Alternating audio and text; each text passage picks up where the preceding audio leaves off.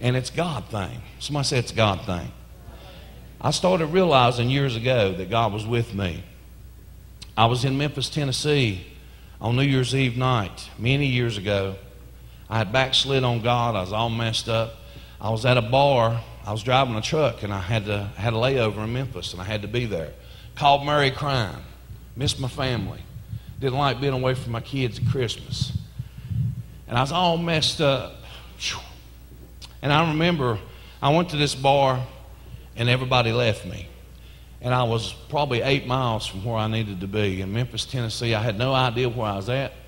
And everybody left the bar, and I'm standing out in the parking lot. You're talking about cold. That night, it was particularly cold, down in the 20s. And I asked this cab driver how to get to the terminal where my truck, I was sleeping in the truck.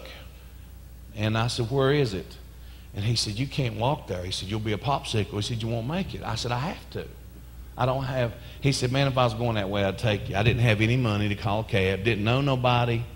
All I had in my pocket was a little razor blade that opened up like a knife. And I opened that dude up in my pocket, and I took off.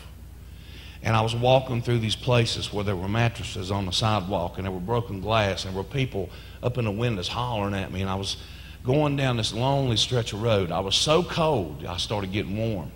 And I tried to sit down and rest.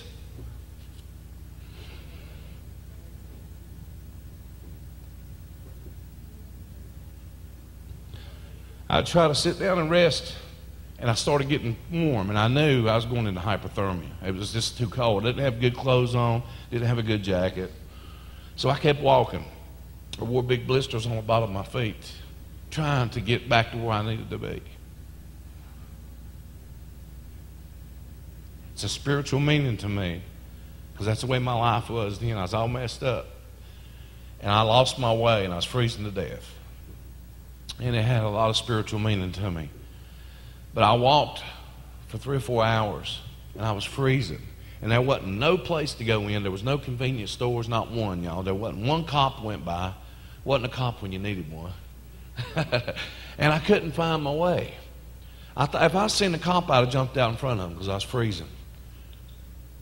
And I came to this crossroad, and all these roads on this interstate were just going every way.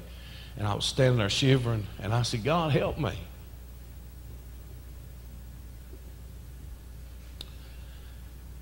I said, help me get back to where I need to be. And I just started walking down this road, and I came out right in front of the terminal where the trucks was. It was God, and I knew it was God. And I got through the gate, and I went into the truck, and I cranked it up, and I got warm, and I had blood in my shoes from my blisters on my feet. And I was miserable. Miserable. And that's exactly the way my life was without God. I lost my way.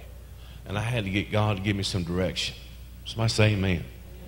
I know that God kept me alive. I know that there's people who could have killed me where I was at. There were all kinds of things wrong. Not long after that, I was in a bad accident in that same truck. A guy flipped it out in Corpus Christi, Texas, and I was asleep in the back. And we almost went over a bridge. And the truck flipped over, and there was mud and grass and stuff come up in the truck. And it caught on fire. There was smoke. And I got out of that, and that ended my trucking career. I wouldn't ride with nobody after that. Not long after that, I got my life straightened out. God wanted me to have a place called The Bridge and tell you this testimony.